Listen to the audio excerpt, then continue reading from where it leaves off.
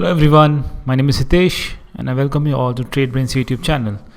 Now this video is very interesting because the topic which we'll be discussing here is of the most common interest to most of the traders in the market. The topic I'm talking about is understanding the derivatives data. How do we interpret and how does derivative data make sense to option buyer, option seller? Now, understanding the data of derivatives is very important because all the derivative products derive their value from the underlying, and a change in the value of the derivative data, maybe in the form of options or futures contract, makes a lot of significance to where the market is trying to go. Now, the derivative data is available for both futures and options, but before understanding those concepts, let us try and understand what exactly is open interest. When I say open interest, the whole premise of derivatives is based on a simple concept of open interest. And if we have a clear understanding of the concept of open interest and how do you interpret it, it goes a long way in understanding the market directions, and we can make a lot of gains out of the market in the long term. So let us jump right into our discussion of understanding the concept of open interest. So according to Oxford Dictionary, open interest is a number of contracts or commitments outstanding in futures and options trading on an official exchange at any given point of time. So whenever the market is open or closed, open interest basically shows the number of buyers or sellers willing to trade that particular underlying asset at that point of time. So let us understand the concept of open interest with a simple calculation. Say on the first day in the market, there are two parties involved. A is a buyer and B is a seller. Say A buys 2 lots of futures contract from the seller B.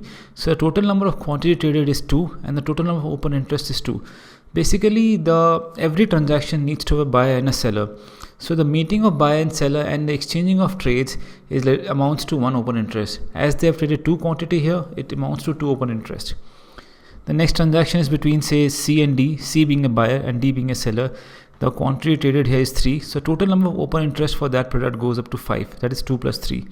See, the next transaction is between E and F, E being the buyer and F being the seller, and they have traded 2 quantity. So the total number of open interest goes up to 7 right now. See, the fourth transaction is between B and C.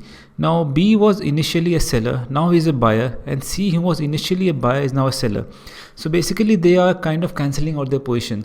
So the number of open interest for them will reduce by 1 because of the quantity which earlier B sold, now he's again trying to square off by buying, and similarly C, who bought it, is squaring off by selling. So total number of open interest in the market reduces, and which makes the total number of open interest in the market come down to 6. And the next transaction is between D and E. D, who was earlier a seller, has now become a buyer because he's trying to exit his position. And E, who was earlier a buyer, has now become a seller. Even he's trying to square a position. And the total number of contract which they've traded is 2. So the total number of open interest, which was 6 earlier, now comes down to 4. As in anytime when we try to exit our position from the market, it has an impact on the total number of open interest contracts outstanding. And say if there is another transaction between G and A. Now G is a new player in the market and A is an existing player in the market. A had earlier bought quantities from the market, now he's trying to square a position of 2 quantity, and G is a new buyer in the market. Whenever there's a new buyer and he enters in the market with an existing player, it doesn't change the open interest, it merely changes the number of quantity traded. So the open interest remains 4 here. I hope this simple calculation gave us an understanding of concept of open interest. We can always refer back to discussion in future discussions. Now, how is open interest calculated? It is very simple. When there is one new buyer and one new seller in the market, the open interest increases. Basically, in our previous example, A and B were 2 new players in the market. A bought, B sold, so the open interest increased in the market. Now when an existing buyer squares off his position with an existing seller, the open interest decreases. When I say square off, what happens is if you are a buyer of a contract, squaring off means selling off the same position and exiting from the market. And if you are a seller of the contract, it means buying off a position and exiting from the market.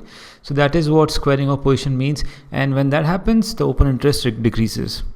And when an existing buyer squares off his position with a new buyer, open interest remains unchanged. In the previous example, in the last column, we saw A entered into an agreement with a new player in the market. So he exited his existing position, but a new player bought the similar position in the market. So the open interest remained unchanged. And similarly, when an existing seller squares off his position with a new seller in the market, the open interest again remains unchanged. So these are the 4 golden rules of open interest. Open interest is only affected when there is a new transaction happening in the market, or when a new buyer or seller comes in the market and they make a trade in the market. Now the next important point to understand here is how do we interpret open interest. It is simple. If the open interest goes up, that is the number of contracts outstanding goes up, and if the price also is going up along with it, which means there's an increased demand in the market, and it generally is a buy signal in the market. It is not hard and fast that you'll always make rule with this. It is not a hard and fast rule that you'll always make money with this, but the general tendency of the market is to go up, and it is a buy signal in the market. Again, similarly, if the open interest goes up and the price is coming down, which means there's an increased supply in the market and it is a sell signal in the market, or a signal to at least exit your long positions from the market. If the open interest is going down and the price is going up, it means there's indecisiveness in the market. Neither the buyers or the sellers know which direction the market is heading. It is always best to stay out, or if you're existing position in the market, it is good to exit your position and wait for the fresh signals from the market. Similarly, if the open interest is going down and if the price is coming down, again it's a signal of indecisiveness, which basically it means that the longs are unwinding. They're exiting their position in the market, but still there is no clear signal because the open interest also has come down, which means it is better to stay out from that position in the market. I hope this brief study gave you a basic understanding of the concept of open interest. Now, having understood the concept of open interest, let us try and interpret this in a real-time scenario. Now, on my screen, I have the open interest open for today's market. It is the live data available. Weekly expiry is happening today. So the market is moving fast, and we'll try and understand what is the overall perspective of the market, or what are buyers and sellers trying to do. Now, if you look on my screen right now here, the left hand side data gives you data about the calls, and the right hand side gives you data about puts, which is on the top of the screen. Now, what do we understand? If the market is say going down or market is going up, we have to understand what is the general trend in the market. Now, before understanding that, the most important thing to understand here is this: the view of the seller holds bigger say in the options market than the views of the buyer. Why does that happen? Because the seller is a person who actually puts margin in the market, and he's expecting less returns against the investment made, which means his view will be more stronger. They'll have a bigger say in the market because the amount of money which they have exposed in the market is much higher compared to an option buyer, because the option buyer just puts in the margin which is multiplied by the number of shares in the lot. But in case of a seller, his risk is unlimited, which means even the margin required to trade is higher, which is where the perspective of the seller holds much more in the option chain than the perspective of the buyer. Although the sellers also unwind, but in general they have a higher say in understanding what is the range for the market. Now, if you look at the center of the screen, the current market is trading right now. It is 15,117, and basically the closest at the money option will be 15,100, because that is the closest strike price to the current spot price in the market. Now, we have to understand, on the right hand side we see, on the top side we see what is the put is doing, and on the left hand side below we see what are the calls doing. So we have to understand which is the general range for the market. Now here, if you look at it at the put side on the right hand side, for the 15,100 strike price and 15,000 strike price, the open interest has gone up from previous day.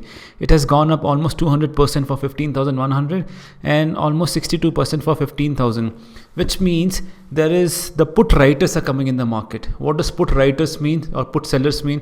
It basically means they're bullish on the market and they're not expecting the market to come below those levels of 15,000 or 15,100 in this case. They are giving an indication that the market will find a lot of support at that range. Similarly, if you look at the left hand side of the screen, if you see the call data, the open interest has gone up from 15,200 strike price to 15,300 strike price, which means the market will even find difficult to go above those levels for the day, because the open interest is increased for that price range of 15,200 to 15,300. So looking at this data, we could easily say that the overall expiry range for the market could be in between 15,000 to 15,300, and that gives us a general view of the market, that the market is slightly range bound. But as I say, that the market does give a signal, and if the the market trend has been bullish, which means the call writers could be out of the market. Their bearishness in the market, or their view of bearishness in the market, could easily be scraped off if we see a little bit of more strength. The overall general trend in the market holds a lot of say in understanding the derivative of the market. The open interest, along with the market view or the market momentum that side, goes along with understanding which side the market goes. And if we have a clear understanding of that, it gives us a lot of scope of making good return on the investment which we made. So looking at this, I hope it gave you a decent idea. Open interest basically gives you a signal that where is the supply coming in the market, or where is the demand coming in the market. And I hope this discussion gave you a decent perspective of understanding the derivative data. If you have any more queries, please put your doubts in the comment section. I'll be more than glad to answer it.